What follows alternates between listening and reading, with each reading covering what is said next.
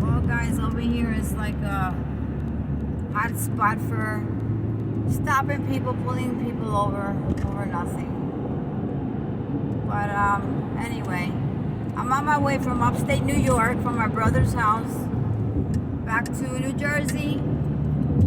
Over here, you lose signal. It's so hard. I've been up here like 3 times, and every time I come up or down, it takes me to a different route where it's scary. It's really scary, and it's like you're very scared to travel up this way because you don't know actually where you're gonna wind up at. So I got stuck in a really bad predicament. I mean, a very bad one. You have to listen to the story on the other video that I upload. Yeah, I didn't think I was even gonna make it that night. Okay, anywhere. It was a scary experience that I never had in my life, and I promised myself again not to always check the weather before I travel. I know New Jersey, it was raining. I didn't hear anything about a storm. Later on, after I got caught in that big, huge one on the top of the mountains, I'm talking about Stephentown and Pittsfield, New York. It's the tip of the mountains of New York. I think if you look it up on a map, yes, you are on the tip of the top to touch the clouds, okay? It's a lot of curves, no lights, no street lights.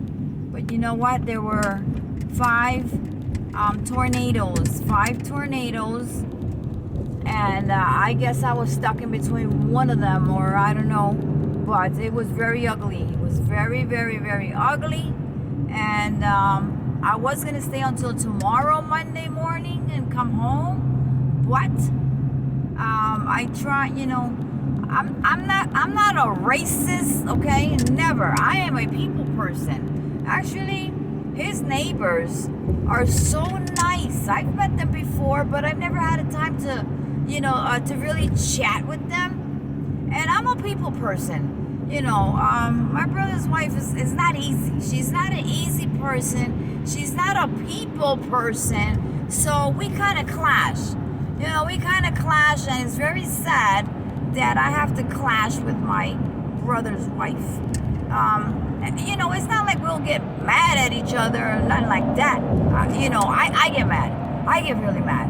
But I won't show it, okay? I won't show it. I just try to calm things down and go around it, like you're drawing a picture on a paper, and just try to, make it look like it was just nothing, and we'll just continue on with whatever. That's how I deal with her, and it's hard. Gosh, it's so hard to deal with people like that. I don't know how he gets around her. I love my brother. That's like, my top brother. And he works so hard. He was in the 911 when the towers came down. He was a paramedic for the fire department. He has a hole in his lung from that. Okay, he's not getting any compensation, any kind of payment, any kind of nothing for that. Okay, he works. He left that job, and not because of that. He left the job because in New York City, they don't have accessibilities in some buildings as far as going up to a 9th, 10th floor, 14th floor. He told me one time. These paramedics, they have to get up there on that 14th floor, up the stairway, whichever way it is, buildings, and they got to carry people down on a stretcher. And some people are obese, so that was taking a toll on these paramedics. So eventually, it wasn't even because of that either, okay? It was because, you got to put IVs according to the situation, and a lot of people refuse IVs or They're just not, in their right minds due to drugs or whatever they have taken, or whatever the case may be, a violent, patient, and you can get stuck with a needle very easily. So that happened in several occasions, well, lots of occasions. He told me it got to the point that he just got tired of trying to convince a patient and they don't bow. So they call 911, but they don't want to receive emergency treatment. So they run into a danger, and he's to the point where, you know what, I almost lost my life in 911. He lost his partner, okay? The partner went to rescue a second person after rescuing like 10 people between both of them. And she went to rescue another person when they were getting ready to get under the paramedic truck, okay? And he lost his partner. So that took a toll on him, and he resigned. He resigned from as a paramedic, and he still keeps his license up because, he uses this for neighbors or, anybody that need help. He's licensed as a paramedic to give first response. So anyway, he is a people person just like me. We're like so alike. There's kids that live next door. They're young kids, okay? It was like 3 of them. So yesterday, I was cutting down some branches and stuff, because the house is just getting like wooded out around the areas of the trailer. So I try to stay myself busy instead of have his wife's hair, but she's very picky and very non-people, and I just can't. I don't know, something. I just can't be around people like that, If you don't want to talk to people, if you don't want to be friends with your neighbor, you don't want nobody to know nothing about you, you don't even want to know your name, I don't even know where the hell you should be living at. But anyway, my brother, he does everything for her. She doesn't work, okay? She doesn't work. And she's supposed to be a dentist in Dominican Republic, okay? She is a licensed dentist. In the United States, that's not valid. But she met my brother, and on an online thing, and one thing, whatever. About now, she's been with him for a few years, maybe like 6 years or something. He married her, and blah blah blah. But anyway, I don't understand why he bought her a vehicle and all, and she doesn't want to go to work. There are jobs out there, there are jobs. She can't collect unemployment, none of that stuff. She does have her papers, okay? It costs a lot of money to him to get her, whatever the heck it was that you have. Whichever way you do that, because I have no idea what is the process of being a permanent resident. She did have a temporary thing to go and come and work and go and whatever. And then now it's like she has everything, the whole 9 yards, citizenship, and he doesn't want to work. He doesn't care. He's the type that, at least somebody, when I get home, I got a meal on the table or something. She's a very nice person, but I just, I don't see it. I just don't see any connection there. I just see somebody trying to use somebody else, okay? She has a little temper. She goes off on him. Any question, she'll just blow off. And I told him yesterday, bro, what's wrong with her? Because I told her about helping her do this and that for the house, and she, told me, oh, why did you do that? I told her that I was talking to the neighbors, and the grandmother, the older lady, next door, very nice. We were talking like we knew each other. Man, we got hooked up in a conversation even better when she told me she had asthma, and I told her I had asthma too. And then we both have arthritis, so we know what we go through. So we exchange information, like, what do you do for this? What do you do for that? And that's just being friendly and talking to your neighbors. You gotta know your neighbors. Why not? Why not? I don't see, why not? There was a storm that night. I made it safely. I don't know how. Don't ask me, because I don't know how, okay? God's will, okay? I got there in distress, okay? My heart was pumping. I was in such a mess. I was crying. I didn't know what to do. I parked there and I stood there and just cried. That's how bad it was. It takes a lot for me to cry. So, I told her, hey, the kids are nice, they have a name for brother. Well, what did he call him? I'm like, I don't remember very well, but I think it was Mr. Ye. What is that? I said, it's just like, hey, so-and-so is home. Because, he works and he comes home late. He leaves at 2 in the morning and he doesn't go home till 1 in the morning. So there's 3 days of the week he's off and he goes grocery shopping. And my brother will do a second grocery shop. And he'll leave it at their porch. And he'll leave candy and cake and all of that stuff and juices for the kids. So, and water and meat and cereal and milk. I saw him empty the trunk, okay, of her car. Empty the SUV on the porch. He backed it up. He emptied everything out. He didn't say nothing. I just saw what I saw. And I didn't say nothing. I just kept cleaning. And before he got there, the boy next door came out, a young teenager with his wife, and he's the father of the kids. And he saw me cutting, and I said, my brother's talking to me about he wants to knock these trees down because they're pressing against the house, and some of those trees are all dried out. And he told me, well, that's what I do for a living. I cut trees down. Yeah, I see he has some bad trees here. He has to get rid of that, or this and this and this can happen. I'm like, wow. So I told him, well, that's good to know because I'm going to let him know that that's what you do. And he said, yeah, my brother, he doesn't live here, but that's what we do. Okay, we work for a company. He said his brother has a company that they come in the truck and that thing and they go up in the air and start cutting the little branches, and then they work, they know what they're doing. They're landscapers and all of that stuff. So I said, wow, that sounds great. So I'm going to tell my brother and I'll have him, talk to you.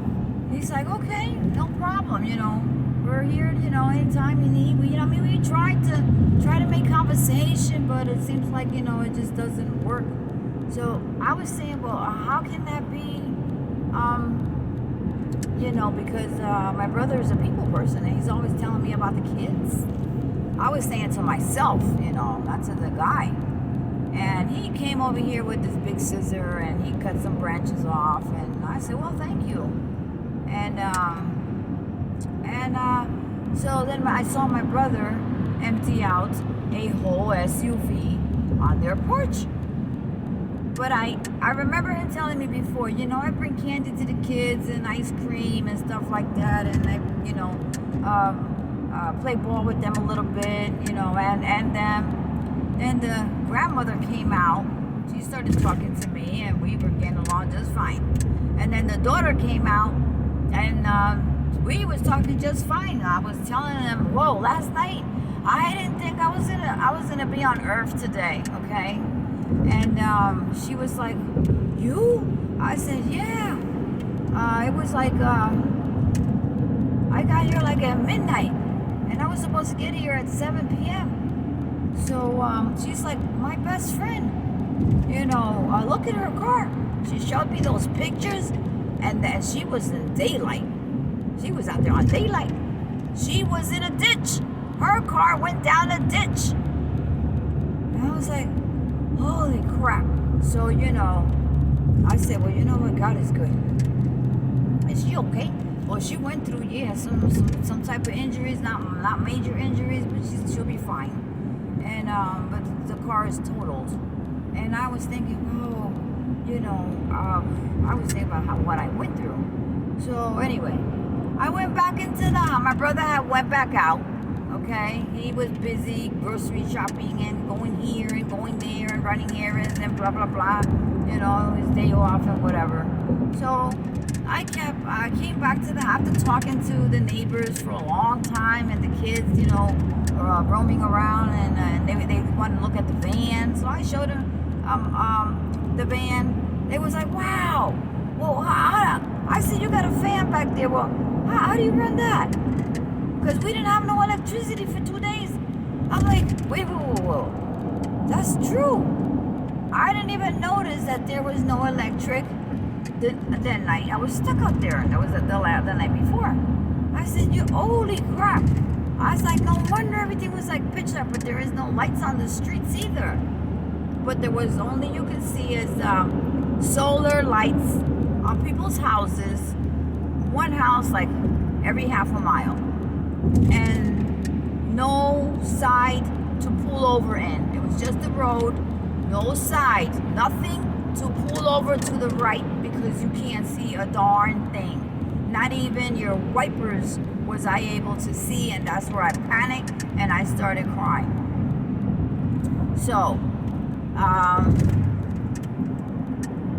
we had the conversation, and I told her, well, it's a solar power a box that I made with batteries that are special for that, and I don't use my vehicle battery for nothing or any sockets on my vehicle. So I showed her the bed, how I open my bed mode and close it. Whoa!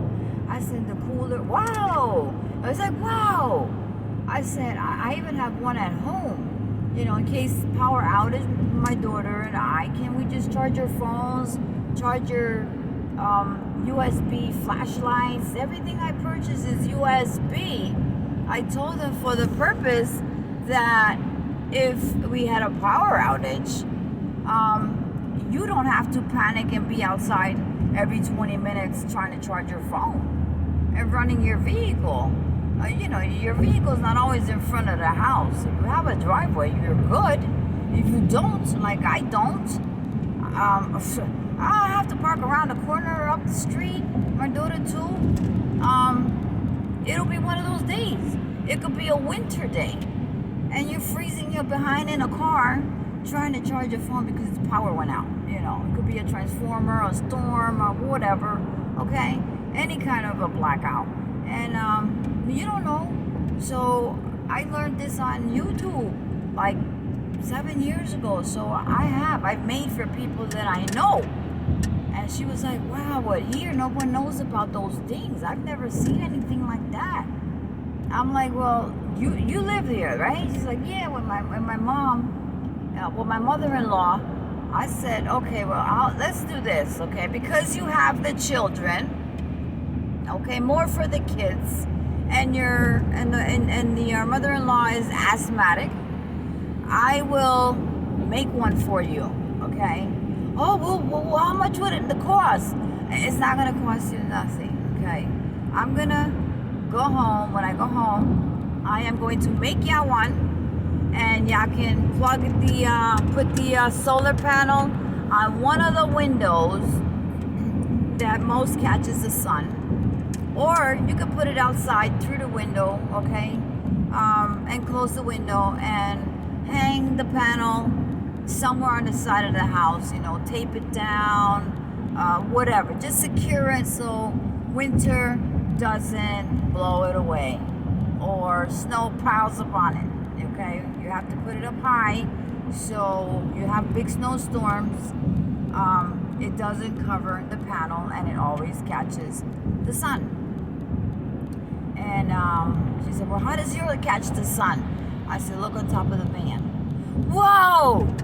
I said, so when it snows, I come out with the broom, I clean around, and I, sweep up the snow on the top of my van, and it just leave, a big spot there so the sun, a little bit of sun on a snow day will still hit it.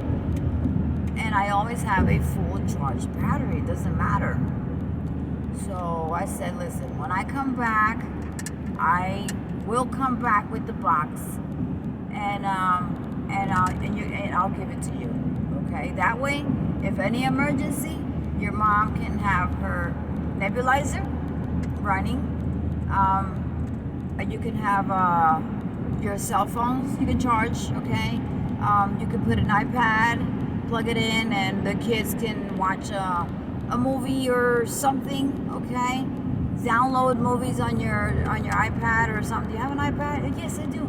I said, okay, well, download some movies now.